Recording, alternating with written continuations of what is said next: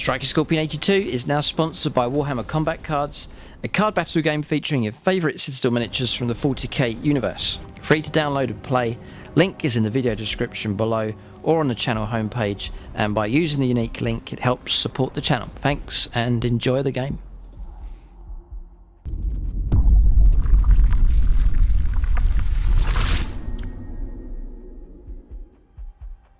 Right, welcome to another top 5 video. So we're taking the new Tyranid Codex here and we're looking for the top 5 units. There is a lot of good units, a lot of suggestions have been made, some very powerful combinations available for the Tyranids. So this is my personal choice here. You'll see the units that I've chosen featuring in the current games that we're playing. Obviously it's a new codex, it's going to take a while getting used to it and finding all the different combos that you can go for. But I think I've chosen 5 strong, there's different reasons for the choices I've made, but 5 strong choices, units that you should try in your own Tyranid force. So before we get stuck into this, just mention the channel sponsor is Goblin Gaming for discount 40k, so get a hold of the Tyranid Codex and also Tyranid models and so on, and other gaming systems and accessories and paints and sprays and so on. Then check out Goblin Gaming and just use the link below. If you use the actual link that's in the video description below, then it does help the channel in a small way. So it's good to see the Tyranids. Their codex was they're in desperate trouble before the codex came along. Units were, the army was struggling, they're too soft, getting blown off the table very quickly. So it is good to see. It's a very big improvement with the Tyranids, so it's good to see them being scary again on the battlefield. So I'm going to go in, it's the top 5, I'm going to go in reverse order, so number 5 we'll do first, and then we'll save the best to last, so my top choice. If you agree or disagree, if you agree with my list, then you can say that in the comment section. If you want to change the order around of what I've done, you can do that as well. Or if you disagree with any or all of the suggestions that I've made, then you can leave your own top 5 list, especially if you're an experienced player and or you've played, if it's got some good experience with the brand new codex and what works and what doesn't. So by all means leave that in the comment section. Sometimes you'll take a unit and there'll be loads of combos to add onto it, like warlord traits, relics and so on. Then leave the best combos in the comment section as well. And hopefully this video tactically will be a help to Tyranid players, because you can learn a lot from other players for sure. I've been doing that myself, a number of players on the channel. Some challenge battles playing against different people, and you can just pick up some great tips and suggestions, and then when you're playing against them you can see their own combinations in action as well, so it's a great way to learn. So number 5 is the Turbagon.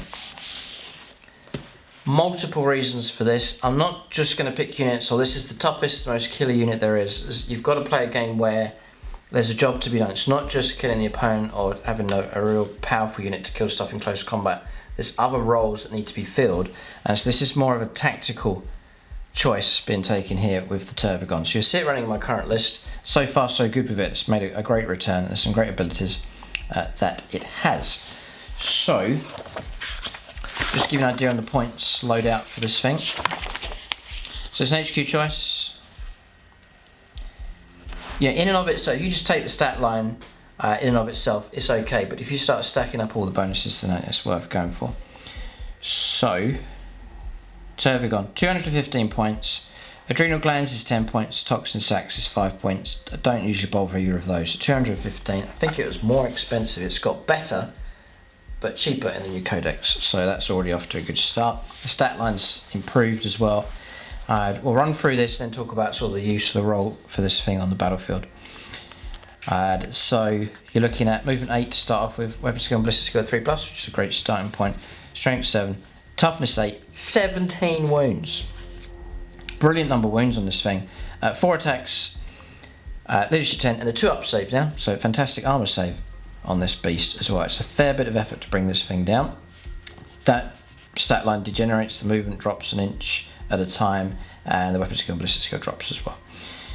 Now it's got Stinger salvos, it's just a small bit of firepower from that, but those have gone up to range 24, so there's a bit of extra range, and 8 shots as well, so you can pick off stuff, chip wounds away with that. So just take that as an added bonus. If it does fight in close combat, it's actually not too bad at all. Massive you notice massive scything talons. I guess you can just swap that out for the claws. There's no points cost to do that. So you could catch your opponent out, because this unit isn't, I don't think really you're taking it for close combat purposes, but having said that, you could catch the opponent out here. You'd be fighting at strength 14, hitting on 3s, AP -5, and D3 +3 damage. So it can crush and smash pretty good. Or you can keep the massive scything talons. You get strength 7 -3, 2 damage. You get extra attacks, 2 hit rolls instead of 1. Or you can strike with it at +3 strength, so strength 10 -3, -4, and 2d3 damage. So in melee, not too bad at all. Then you got your adrenal glands, extra inch move, and +1 strength. I can't see the point in doing that, not for the use I have. And then auto, unmodified hit rolls of 6, auto win the target. So you're not really gearing up for that. If you've got a few spare points, you can take those upgrades, but I wouldn't usually bother. So that's your stat line, which is really solid. You've then got Synapse, so it's one of your HQ choices being taken. You've got Synapse range, as you'll need a string of those in your list, so it's got that function as well. So this is a unit that's going to sit in amongst your army, and the primary function for this thing is to assist and help with objective and board control. So this isn't a unit going to send hurtling towards the opponent. It's not a unit you're going to rely upon for firepower, and it's not primarily for melee. This is just for being a presence on the table and to assist primarily Gaunts as you flood and hold on to objectives. That's a major element of 9th edition. You need the ability to take, hold, secure and survive on objectives, and so this thing in combination with Gaunts is a fantastic option to go for. We'll go through some of the reasons for it. So we'll build this thing up, justifying this choice here at number 5. So you got Synapse, it's a Psyker, so another bonus. So you're kicking out a little bit of firepower, it's ability in melee, there's psychic abilities going on, you'll see buffs and auras and bonuses going on with this thing as well. And then you've got this tough profile of this thing that will just be a presence on the battlefield as well. So you can manifest a single psychic power, which is useful enough. You can smite with it, and you know 1 power from the Hive Mind discipline. So we'll go through these special rules here. So spawn termagants. So my current list, I'm running 3 units of 19 Gaunts, and they will flood around this model, and the 2 will work in combination. So Gaunts, you know, weak, there's not much to them, but I'll put them in with this monster, and the 2 will work in tandem. So in your command phase, you can do one of the following. Select one friendly Hive Fleet Termagants unit within 6 inches of this model. So the idea is to keep clustered together, to have multiple units swirling around this thing, and you've got larger units, you can really spread quite out well across the table and hold multiple objectives. So you select a Termagant unit. So a good idea to start with a larger unit. So it takes damage, you lose 10, you've got 9 left.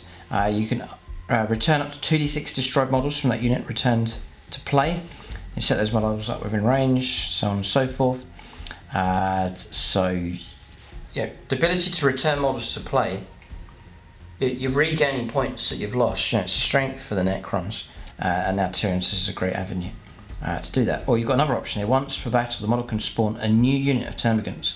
If it does so, set up a new friendly Hive Fleet Termagants unit on the battlefield, not within engagement range of any units, and hold within 6 inches of this model. That Termagants unit contains 10 models, each equipped with flesh borers, and if you are playing a game that uses a points limit, that unit does not cost any reinforcement points. That is the vast improvement here.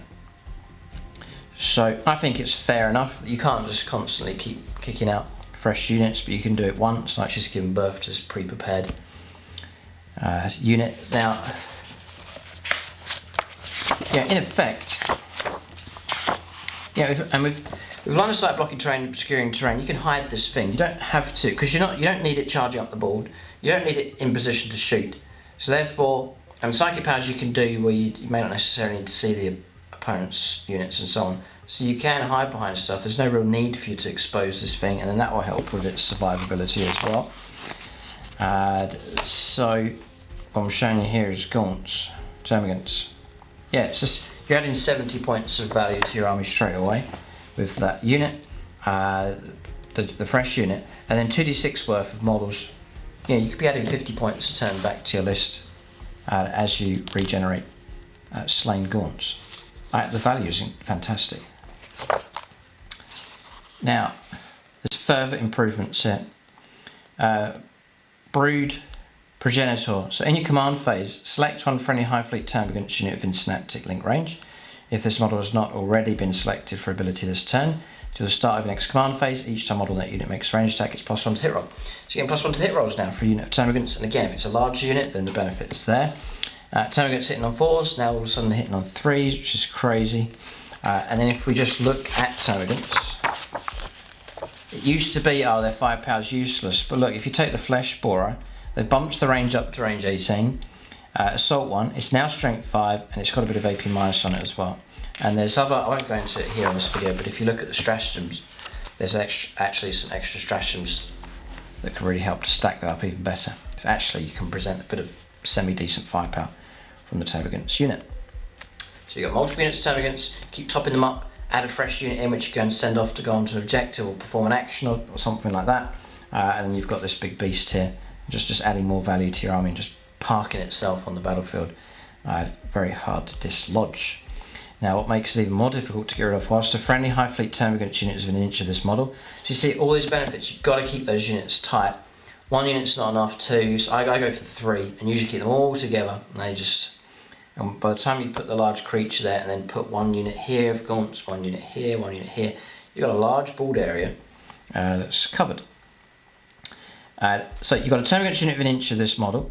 If that contains 15 or more models, so I've got units of 19, and is closer to enemy models than this model, those enemy models cannot target this model with ranged attacks.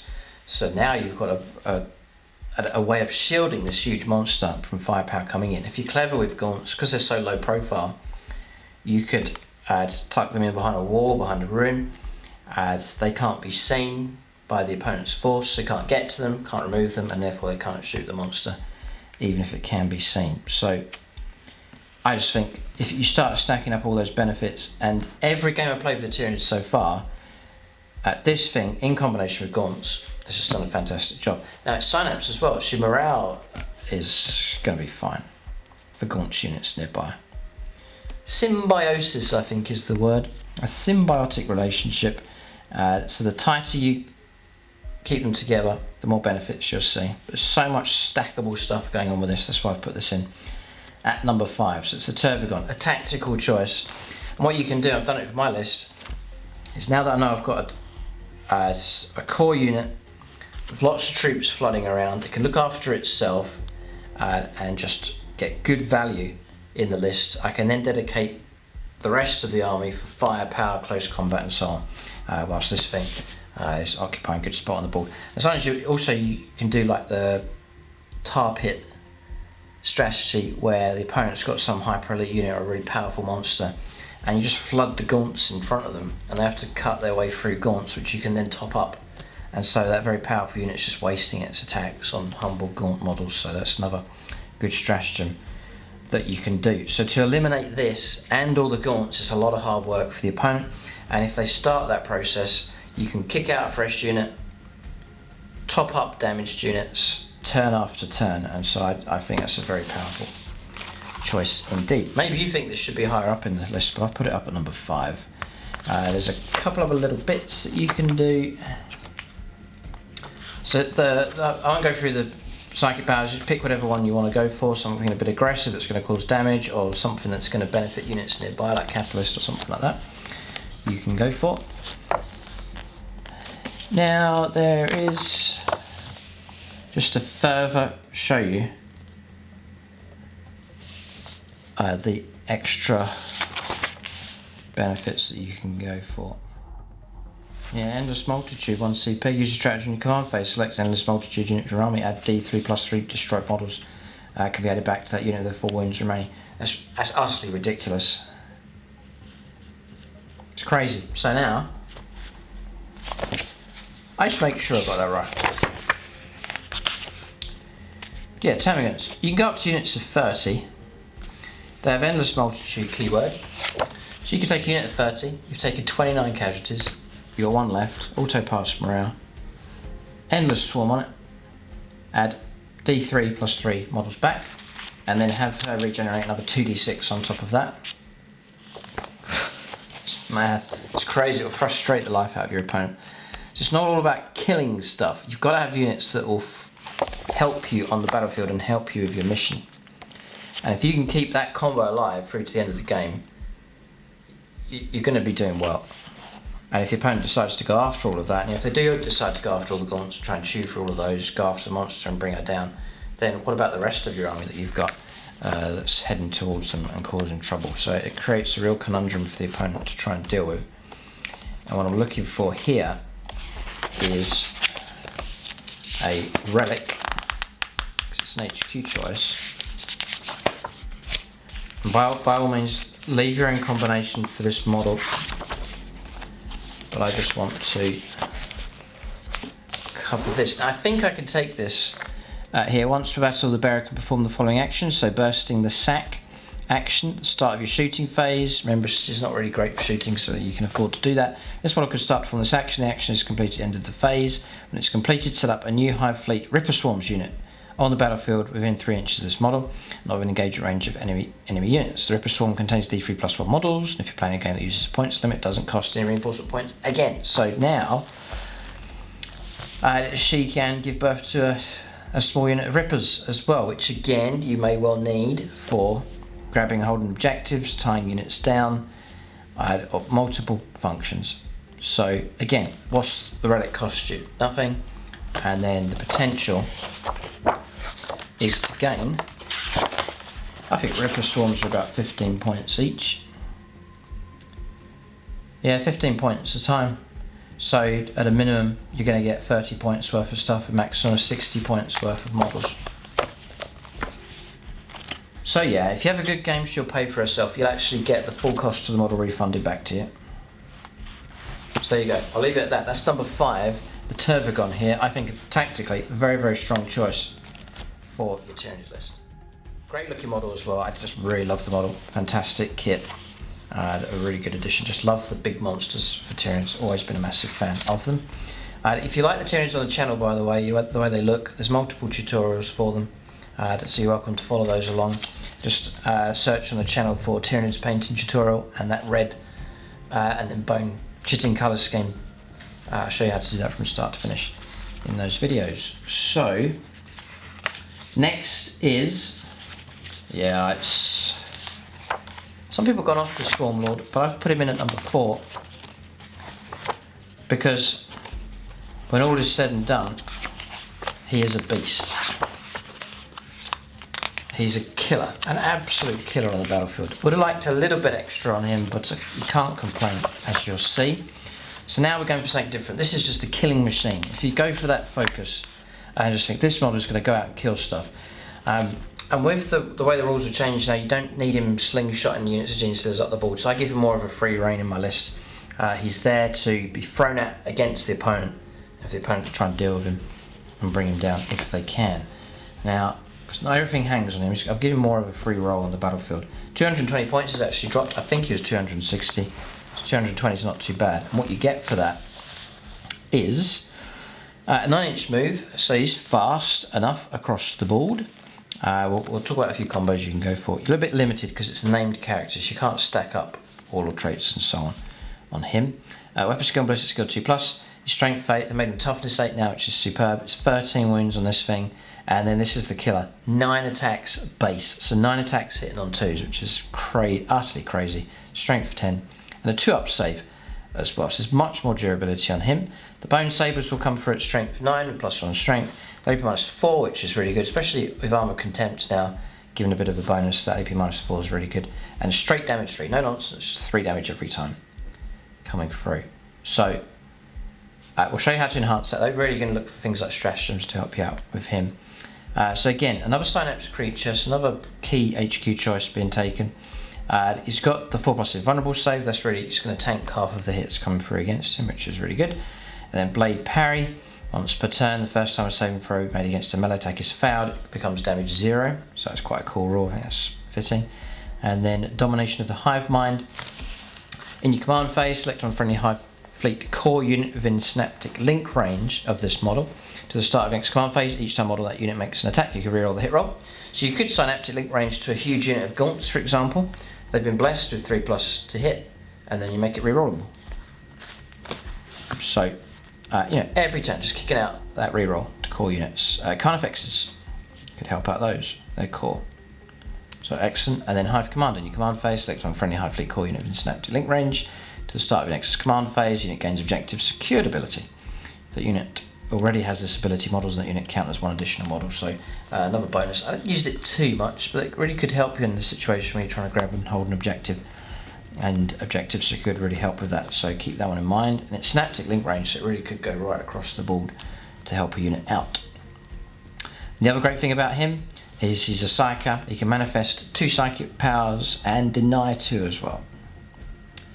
So he's a decent enough Psyker as well. So tough, durable, you got 4+ invuln save, toughness 8, 2+ armor save. He's a killer in close combat. So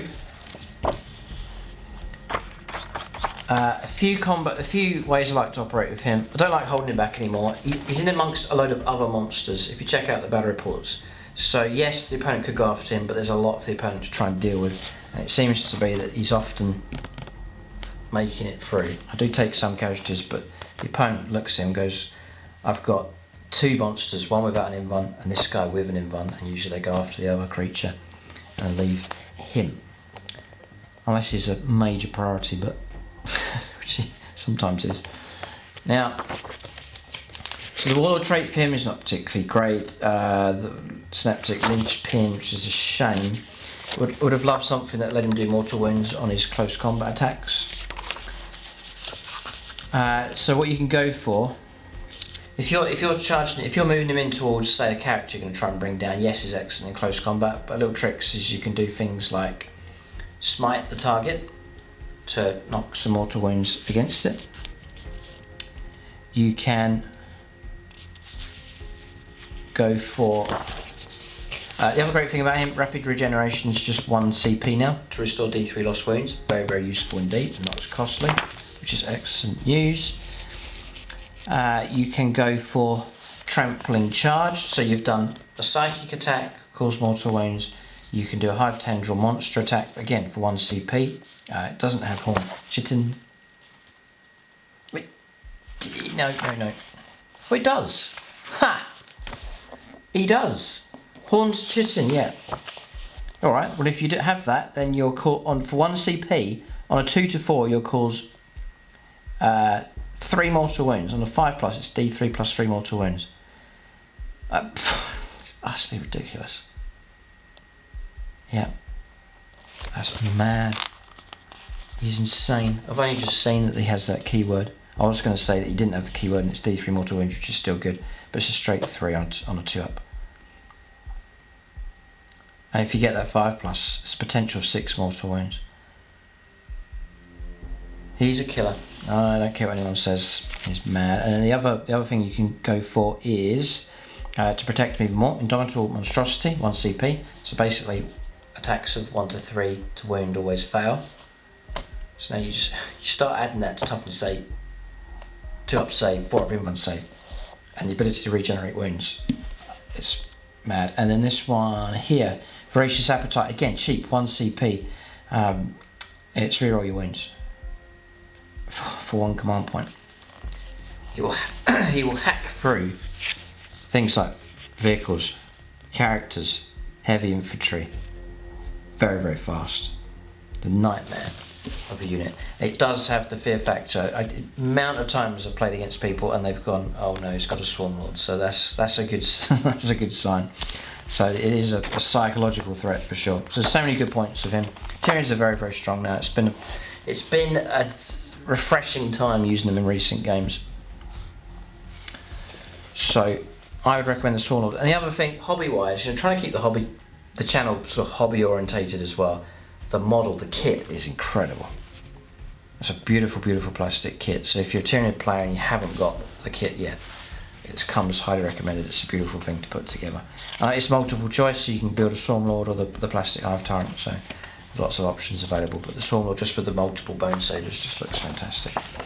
So that's the kind of combos you can go for. So basic stat line's okay. You start playing around with stratagems, you can make him into an absolute beast. And then we haven't even looked at the psychic powers. So I think you can cast Onslaught on yourself. So this is how you can get him to move quick. So you've got a 9-inch move. You then do a advance. So you're going to get a minimum of 10-inch move, potentially a 15-inch move, and then play Onslaught. And you can advance and charge, which is the key thing. So I usually put that power on him. And then you can go for things like Psychic Scream to inflict more damage. I like Neuroparasite. I feature that quite a bit. It's the ability to try to roll above the target's toughness characteristic, and for each one it's a mortal wound. Each roll above that target's toughness, so toughness 3 on a 4+, it's capped at 6 mortal wounds, but that can be deadly.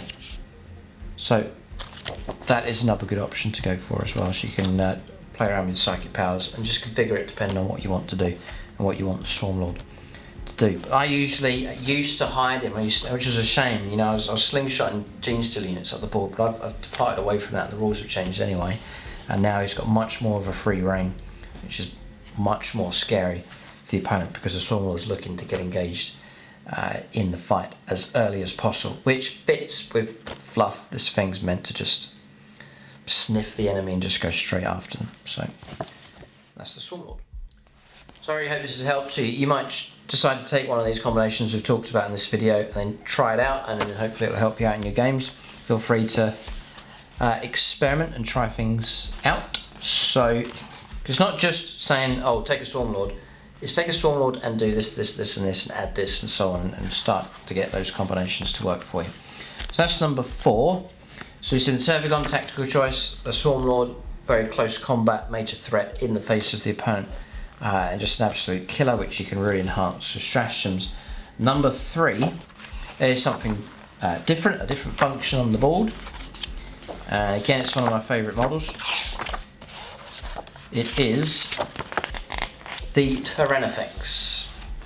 I used to run 2 of them previously, but now I just take 1, just because I've gone trying to control my firepower a bit and put more emphasis on close combat. But the Tyranids is still a beautiful model. And again, if you don't have one of these in the Tyranid army, just the sculpt on them is fantastic. So a Tyranids now costs 170 points. Again, the cost has come down, and the potential of this thing's fantastic. The Rupture Cannon, you pay an extra 20 points, but it's well worth it. That's the combo that I go for. It's 190 points you're looking at for this thing here. Now for that you'll get movement 9. It actually move itself around the board quite well. It's a monster, so you're not going to suffer anything for ballistic skill. So if you do need to relocate, it's not too much of a problem. Now, crucially, the ballistic skill starts at 3+, which is excellent news. Strength 7, its toughness 8 on this thing, 17 wounds. The durability on this is excellent. 4 attacks, leadership 7, and 2 up saves. 2 up armor is excellent as well. So the point of this thing is firepower. It's just as straightforward as that. Usually I'll position it on an objective, so it's going to sit on an objective. There's a nice bit of durability to it, and it will unleash that firepower. Now I think, correct me if I'm wrong, there's one upgrade I spotted earlier on which you could go for just to help out. With these new codexes, there's so many combinations you can go for. I think you can do this. So it says Hive Tendril Detachment. You can upgrade any monster model, which this is. You can pay 25 points and give it a 4+ invulnerable save. It's going to get shot at. The ability to have a 4+ invuln save, because it's going to attract the big guns, AP -3, -4 and so on. So the ability just to have that 4+ invuln save coming through. Not going to help you against the railgun hammerhead, but against the majority of firepower it's going to give you some solid chance of blocking damage from coming through, and that will really toughen it up. So it could well be worth the extra 25 points. I'm thinking of doing it. I'd have to drop some models from my list, perhaps some Gaunts, but it could well be worth keeping this beast alive. So the main reason for taking this thing, there's no real extra special rules with it. So really you got the Flesh Borer Hive, range 24 assault, 30 strength, 5 -1/1 damage. I just can't see the point of getting a huge weapon beast and then putting just firepower in it that Gaunts could do. So no. I go for the rupture cannons. So range 48, heavy 3. It is only 3 shots, but you're hitting all 3s. Then strength 14, -4, and if you can get the wounds coming through, then it's d6 plus 4 damage. And the idea is that turn after turn, you're going to get those shots coming through. Now, when this thing turns really dangerous is when you get 2 wounds coming through against the target. Because if those 2 wounds make it through, it's 2d6 damage plus 8, and that causes serious trouble for any vehicle. So that's when it's at its most dangerous. Usually you're looking to hit with 2, hit with 3 is great, hit with 2 is good. Then wound on 3s or 2s, saying against a usual type vehicle, and then with a command reroll on standby just to try and get that second wound going through. And if you're able to achieve that, then the target's going to be in serious trouble. So that's the idea with the rupture cannon. That's the way I play it usually. So quite straightforward really. That's it with the Tyrannifex. Just that solid unit, backfield artillery, durability on this thing, and then a very, very nasty weapon to fire with here. Feared, and I've used it in games. It is scary, the opponent's scared of it, and it should be. Apparently it's meant to be. Here you go. It's more than capable of going toe to toe with the heaviest battle tanks of their prey species in a shooting match. Few foes can stand against even one of these beasts. So the Tyrannifex, they're at number 3. So move along, we're getting close to the top spot here. These are all very strong, but we'll go for number 2, which is the welcome return. I'm really happy about this. The fear was that Games Workshop would, new models, best rules type thing, but they haven't. They've returned the Carnifex to glory, and I've put it in a number 2. There's all sorts of combinations you can go for with these. I'll talk about the combos that I've gone for. I'd love to hear about what combos other people are using, because there's loads and loads and loads of options here. And not just the standard Carnifex, but you've also got, similar to the previous codex, you've got an option to go for Screamer Killers, a Thornbacks option there as well. There is the old One Eye HQ choice. I just think it's a bit too overcosted for what you get. So I like the idea of just regular Carnifexes. And this is a monster that, if you start stacking abilities on it, can actually be very, very potent indeed. Quite cheap in points cost. So we'll go through the basic stat line and you'll see the improvements. So movement 8. I think they used to go movement 7, so immediately you're off to a good start with movement. Weapon skill 3+, which is excellent. 4+ ballistic skill, which is okay. Strength 6, toughness 7, 9 wounds.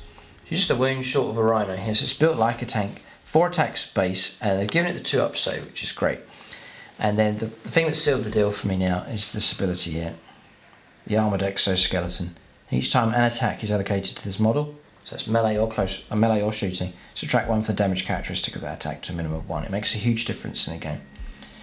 And you start combining that with 2-up save, toughness 7, -1 damage. It really does help with the durability of these things. And 9 wounds, is decent enough. So all of that is excellent.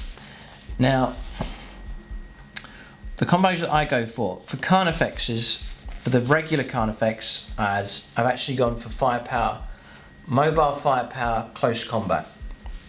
So I want it to do 2 things. I want it to be a threat to push forwards, to lay down decent firepower, and to actually fight well in close combat, which is suitable for 9th edition because you need versatility. So the combo that I go for is really good firepower. So what I do is I take enhanced senses. So let's give you the breakdown here. So regular Carnifex, you get a decent unit for quite cheap. But by all means, leave your own combinations. Love to hear what they are. Regular Carnifex, you're starting at 100 points base, which is very cheap. And then take enhanced senses, just 10 points. Bumps the ballistic skill up by 1. So you're now in a 3+, so now your firepower is going to be nice and reliable. So then you go for whatever shooting you want, but I just take the Stranglethorn Cannon's pretty good, D3 plus 3 shots, strength 8 -2 damage, if that's what you need, a bit of that coming through. But I like the idea of I need anti-tank. I've got one Tyrannofex, one extra Cry on the list, but I just needed a bit more because I dropped one Tyrannofex from the army. And what I did was I traded off, dropped a Tyrannofex, I've lost some firepower, needed to gain that firepower back, so I took it in the form of Carnifexes, but gained melee and close combat. So I actually run a brood of 2. To bear in mind, these will break up into individual models. So you set up within 6 inches of each other, and then you act as separate units after that. So I take a squad of 2, but you can take up to 3 of them in the same brood, but then they do break up. Their core, to bear in mind. Yeah, the heavy venom cannons will go after. Range 36, a brilliant range. You're moving up the board anyway. Heavy 3, so I got 2 of them. I'm gonna get 6 shots coming through. Strength 9, which is excellent. That strength 9 is just nice. I can get 3s to wound the toughest of targets. AP -3, and there's no nonsense now. Straight 4 damage, which is scary enough.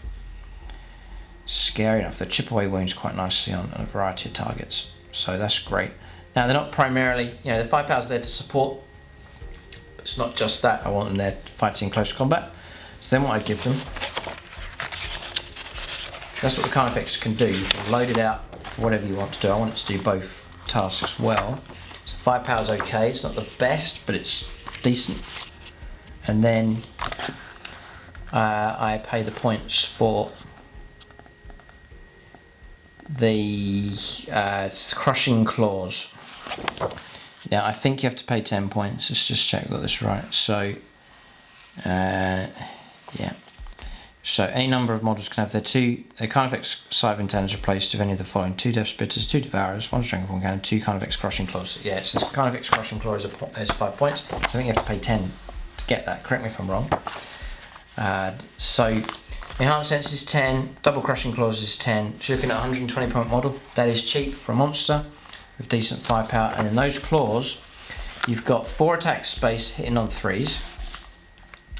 And those Crushing Claws is +4 strength, so now you're fighting at strength 10, AP -3, and then D3 +3 damage, so minimum of 4, between 4 and 6 damage each time that goes through. So it does have the ability to really crush through armour, characters, heavy infantry, dangerous enough. So pretty good all round. So if you're looking at the Strangleform Cannon, no, the Heavy Venom Cannon is 10 points, so in total you're looking at 130 points. Now, you get Blistering Assault. Each time this model fights, if you made a charge or performed heroic intervention this turn, until that fight is resolved, add 1 to the attacks characteristic of this model. Fine. So now you're Crushing Claws, you're getting 5 attacks on the charge, hitting on 3s. The other major thing about Carnifex is its 9 wounds. There's no damage profile, so you're never going to get slowed down. Your ability with your shooting and close combat is never going to be affected, even if you've got 1 wound left, and so that's a major bonus for them as well. Now that's your loadout. Any number of models can have the 2 Carnifex Scythe Antennas replaced with Death Spitters, Crushing Claws, Any number of models can be equipped with one of the following: so Bone Mace, Thresher Scythe, so I don't bother with those really. Any number of models can be equipped with Adrenal Glands. Now I don't for these. It's 10 points. If you do that, it'll give you +1 move and +1 strength. So if you want to, but it's an extra 10 points. I didn't with these. I'm happy enough for them to move at a medium speed up the board, 8 inches at a time. Because I know it's not going to get slowed down because there's no damage profile. But that option's there. Any number of models can be equipped with one of the following: Asimor, Bioplasma, Enhanced Senses, which I took. Tusks. So because I took Enhanced Senses, I don't think I can take Tusks. So Tusks is a good option. Gain Horn Chitin. Then you can make that deadly stratagem charge with it when it goes in. So I've just made it. I think these are the combo I've gone for. Is they're good at shooting, good at close combat. So they're not the strongest, but as support in both those areas, they fit quite nicely into the list. And so I'll take 2 of them. One's not enough. I'll just take a brood of 2 to help support. So now you've got Swarmlord moving up the table as fast as you can. You've got 2 Carnifexes pushing up as well. And then I've got more monsters heading up the table, and it just creates too much for the opponent to try and deal with, and deflects away from my other units such as Turbagons that I've got on the board. So That's one combination. We'll talk about another option for card effects that I've gone for. So 5 power support moving up, medium sort of speed, heading towards the middle of the table. But now my tip of the spear type unit. So Swarmlord is one, but now I want to throw stuff at the opponent that will charge into anything and just chomp away. And that is the Screamer Killers. And these are just ridiculous now. It's the same profile other than 10-inch move, a 10-inch move card effects, which is fantastic. Weapon skill 3+, add 10 attacks base, which is ludicrous amount of attacks coming through from this thing, a 2-up armor save. So these can move up the table so fast. Now, yes, I take these just to enhance them just a little bit, just to tip them over into making them much better. I do go as Behemoth. So I get reroll charges. This is really helping out these aggressive monsters as they push up the table. And if I charge, or perform heroic intervention, I get +1 strength, and that can make a fair bit of difference, as we'll see in just a moment. So you've got Screamer Killer coming through. See, the problem is his base is strength 6, which is not so good, because often you're gonna see a tank. You need to charge a tank, and you don't want to be winning on 5s. So I know on the charge now I'm going up to strength 7. So now against your average vehicle, like a Rhino or something, I'm going to be winning on 4s, which is okay. The Screamer Killer Talons are really good. They're AP minus the strength of the user, which is a bit of an issue, but they're AP minus 3 and straight 3 damage, which is excellent. They can also shoot. If you're advancing with them, it's an assault weapon, so you can still shoot with it. It's blast, so if you advance, I can't remember on that one if you can still fire blast weapons if you advance, so correct me if I'm wrong on that one, you might still be able to, so just watch out for that. But range 18, you're pushing right up the table, range 18 is a good stretch. Assault D6, and it's just crazy, it's strength 8 minus 4/1 damage. So sometimes, I've done it in games so far, you push through, and then you're firing this bioplasmic scream at infantry and just cutting them down, and then your actual charge of going against a heavier target. Or you can soften up a target before you go in. I pay the points for adrenal glands. So your base cost to start off with is 115. It's already a really good loadout. But then I pay the points for adrenal glands, an extra 10 points. You're looking at 125 points a time. They are killers, and I think that's just fantastic ability. For value for what you're getting. Now adrenal glands, this is where it's key. The bearer gains adrenal glands and adds an inch to their movement, so now your movement 11, up the board, and you add +1 strength to the characteristic of the bearer, so now it's base strength 7, and then with Behemoth I'm now strength 8 on the charge, and that tips me over into doing better against vehicles. So 3s to win regular toughness 7 vehicles, and then 4s, which is good with that many attacks come through. And if you combine that with your reroll wounds ability, stratagem, you can start chewing through stuff very quickly. And because of the number of attacks that it gets, you're just charging into anything. Light infantry, heavy infantry, vehicles, characters, whatever it is, they'll cause trouble. So in my list, I run a brood of 3. 1's just going to get shot to pieces. 2, it's okay, but if you lose 1, then you're stuck with 1. A brood of 3, that's a lot for the opponent to try and deal with. It's 375 points, but it's a ton of Screamer Killers moving up the board. Remember your -1 to your damage coming through, blistering assault, +1 to the attacks characteristics. Now it's on 11 attacks on the charge, which is ridiculous. And you're going to affect leadership as well, the terrifying ability. But they have done well for me in games, the Screamer Killers. It's quite simple loadouts that you can do. Now there's one option, I haven't had the points to do this, if you want to add another layer of protection, but this is one here, Spore Cysts. Each time a ranged attack is made against the bearer, it gains the benefit of light cover. So you've got 2 up save with +1 on top of that. Really good. I think it's quite costly, I just didn't have the points to do it. I'm sure as many Tyranid players would take that, but I've just sacrificed that ability. Now, yeah, Spore Cysts, it is 15 points a time, so I kept them cheap, but that's another option to go for to make them even harder to get rid of. For example, you know, AP -1, you're still going to get a 2-up armor save. AP -3 is still a 4-up save, you know, it's pretty good. So that's my choice at number 2, is Carnifexes. And just load them out depending on what you want to do. I'm not going to cover Fawnbacks, that's another option to go for as well. Yeah. So, but those two, decent firepower support, and it can help you out in close combat. And Screamer Killers, just throw them at the opponent and let them try and deal with them. Is the idea with those. So now you can see my Swarmlord, he'll fit in amongst all those Carnifexes, and he'll be lost in amongst the crowd of those, and so more often than not the opponents try and deal with the Screamer Killers that are hurtling towards them. You got your Psychic Powers, your Onslaught for example, you can 11-inch move with it, advance and charge is an option.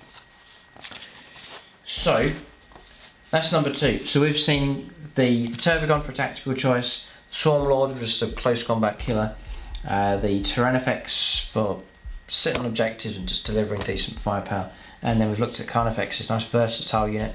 You can make them very, very quick up the board, deadly in close combat. You can load them out with decent firepower as well. There's plenty of options available with them. My final one, or at number 1, is the Hive Tyrant. And again, hobby-wise, and by the way, Carnifexes, the kit's still fantastic. I'm a massive fan of the Carnifex kit. I've got about 20 of them built up. We use them in our Apocalypse games, all different loadouts and combinations. The Screamer Killer of all the Talons is just a fantastic looking model, the combination you can go for. So a massive fan of the Carnifex kit. But the Hive Tyrant kit here, which is it's shared with the Swarmlord, you build whichever combination you want to go for, but the plastic Hive Tyrant model, I should get one really. I've got an old lead one, or a metal one. When I got the new kit, I built the Swarmlord. I should really build my own customised Hive Tyrant, but for now the Swarmlord's in there. But yeah, it's the winged Hive Tyrant option as well, but the one on foot is deadly enough. They're not slow. You've got a 9-inch move with this thing. The great thing about this is why it says number 1, is that you can go for the combinations with this thing. All traits, relics, other buffs and bonuses you can give to it. You can start going for all sorts of amazing combinations in this. I've heard people or seen the discussions about how crazy the combinations are. So definitely, if you have a combination for this thing, then leave it in the comment section below.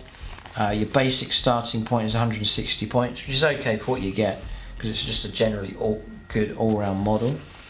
And then the points really you're paying for on it, there's not much to upgrade on it. It's Adrenal Glands for 15, Heavy Venom Cannon for 15, Strangleform Cannon for 10, or Toxin Sacs for 5. So there's not tons and tons of upgrades that cost extra in points.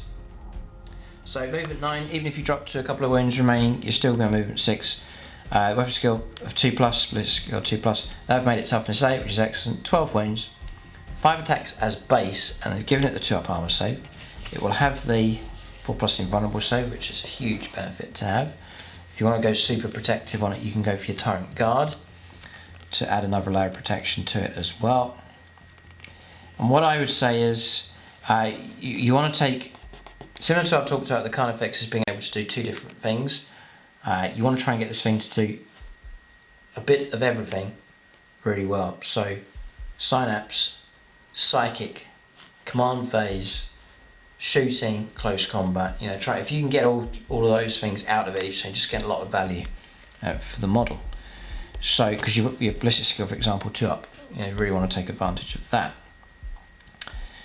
So for example, your Heavy Venom Cannon hitting on 2s is incredibly good, strength 9 -3/4 damage. The Strangleform Cannon hitting on 2s is excellent. So he takes a monstrous bone sword and 2 monstrous Scythe Talons, and then a lash whip. So I would swap out the Scythe Talons. So do it here. The model's monstrous bone. You can replace the lash whip and the bone sword with a Heavy Venom Cannon or Strangleform Cannon, or the model's 2 monstrous Scythe Talons can be replaced with a Heavy Venom Cannon or Strangleform Cannon. So whichever way around you want to do it, I would drop there. I would keep the lash whip and bone sword. It's very iconic for that model as well. And then you can take Adrenal Glands and Toxin Sacs. Adrenal Glands, yeah, well, yeah, +1 strength, bumping him up to strength 8, an extra inch on the movement as well.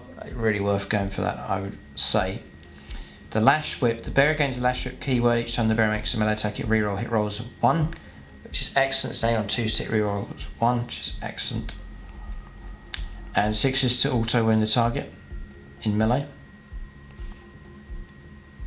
Yep, I think you can go for all of them. Yeah, so you can go for both. You can take both. It's not one or the other. This is fantastic Psyker. 2 psychic powers you can manifest and deny 1. So you've got all of that kind of bonuses that it can do, you know, dishing out catalysts and so on, or causing mortal wounds on targets as well. And Will of the Hive Mind. In your command phase, select on for any Hive Fleet core unit within Synaptic link range of the model to the start of the next command phase. Each time the unit makes an attack, reroll hit rolls of 1. Just rerolling 1, it's like a captain really. Now, for him, it's an attack, right? Yeah, any attack. So you could help out with shooting for a unit, or you can help it out in close combat. And you can't do it himself because it's a core and it doesn't say character, so bear that in mind. So, all of this is okay, all of this is good so far, but then to really get more out of him, you start adding on things like warlord traits, relics, and so on. I don't want to go too exhaustive on this. And don't forget your stratagems. We're not going to really go through the stratagems, but things like your Horn Chitin, mortal wounds come through, use the psychic phase to kick out some more mortal wounds against the target as well. The ability to reroll wounds when he's fighting. The bone sword is +3 strength, so strength 10, possibly strength 11 with the adrenal glands. AP -4 and a straight 3 damage. It's terrifying, deadly in close combat. Base of 5 attacks.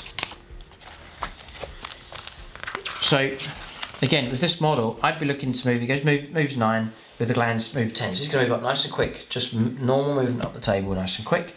And I'll be trying to get as much of his firepower away as I can, and then just keep going, pushing up the table, and then taking on targets in close combat. Be the best way to help him. So I'll not go through all of those. We've covered the stratagems quite well. So, for example, heightened senses at the start of the fight phase. If this warlord is in engaged range of enemy units, you can fight first. That's huge. Each time this warlord makes an attack, you can reroll the hit roll. Fantastic. It's really just very useful, that one. You can go for adaptive biology to make you more tanky. A 5+ feel no pain. Excellent. Really good. You can go for direct guidance. I take that from a Neurophrope, but it's a core unit of Synapse link range to the next command phase. It's +1 to the attack's hit roll. Excellent. So there's all of those available. And then your relics, you can make them a better Psycho of Resonance Barb. Yeah, you can go for Pathogenesis, you know, if you've got a decent shooting weapon. Add 8 inches to the range characteristic of range weapons. And each time the bearer shoots, you can reroll hit roll. You reroll wound roll as well, which is huge. You can go for the Reaper of Obliterax. So a model equipped with a bone sword or monstrous bone sword only, which he has. Each time attack is made with this weapon, if that attack successfully wounds the target suffers a mortal wound in addition. And each time attack is made with this weapon, it's allocated to an enemy model. That model cannot use any rules to ignore wounds it loses. No feel no pain against those attacks come through either. Or you can go for the Yongar factor at the start of the fight phase. Select on the following. So you go for +2 strength, you go +1 attack, +1 toughness, which is okay, it's alright. But it's these here, these shooting weapons are utterly ridiculous. The Balthorn Cannon. So you're replacing the Stranglethorn Cannon. You'll get range 36, heavy D3 +3, strength 10, -3, 3 damage. And then the Shard Gullet replaces the heavy Venom Cannon. And remember, you're hitting on 2 pluses. Range 36, assault 3, strength 12, -5, 5 damage, which is utterly ridiculous. Yep. You can do the Passenger for adrenal glands, which I think he said that you could take. Yep. You'll get +2 advance, and you'll get +2 charge. And you combine that with onslaught. So terrifying. Really, really good. So by all means, leave your own combinations for the Hive Tyrant, but because of his versatility, he's all rounder, just good at all sorts of stuff. You know, great HQ choice, psychic ability, nice and quick around the table. You can give him nicely deadly firepower. He can be deadly in close combat as well. You can load him up with all sorts of buffs and bonuses to make him a real threat on the table, and all that for really less than 200 points. So that is my top 5. I'm sure it'll cause a bit of a controversy as to some of the choices I've gone for. People saying, why haven't you gone for such a unit, and so on. By all means, create your own list, especially if you've had some experience using the new Tyranid Codex, or indeed been on the receiving end of it. If you come up against your opponent and you say, well, hang on a second, what about this unit? This unit was particularly good in games. Then share that in the comment section below. It'd be great to see, and it'll help other Tyranid players of different experience levels as well. So number 5 is the Turbagon, that tactical choice, fantastic model. All the models in this list actually are fantastic, so hobby-wise they're excellent. Then comes the Swarmlord, all-round killer, still is with the new book. Then the Tyranids, that deadly, long-range artillery firepower, and a good solid unit that can sit nicely on objectives. Number 2 is the Carnifexes, all sorts of different combinations you can go for. I've gone for the Crushing Claw, Enhanced Senses, Heavy Venom Cannon combo, and then the Screamer Killer loadout. We're trying to buff the strength up on it to make it deadly. And then finally it's the Hive Tyrant for the crazy upgrades that you can give to really enhance and make it into a deadly all-round HQ choice.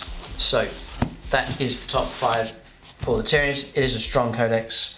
They are deadly once again, and I hope this video has been a help as you seek to experiment and try out different combinations for your own Tyranid lists. Check out the other videos in the series. I've done a number of videos now for the new codex's top 5, so you can see those on the channel. Check out Goblin Gaming for discount 40k, link for them in the video description below. Maybe this video has been an inspiration to get a hold of some models, or indeed to dig some models out from storage. That's what I've done with my Carnifexes, I brought them back out to play. It's great to see them on the board. But that's the video. Keep a look out for more videos in the future. Thanks for watching, and tune in next time.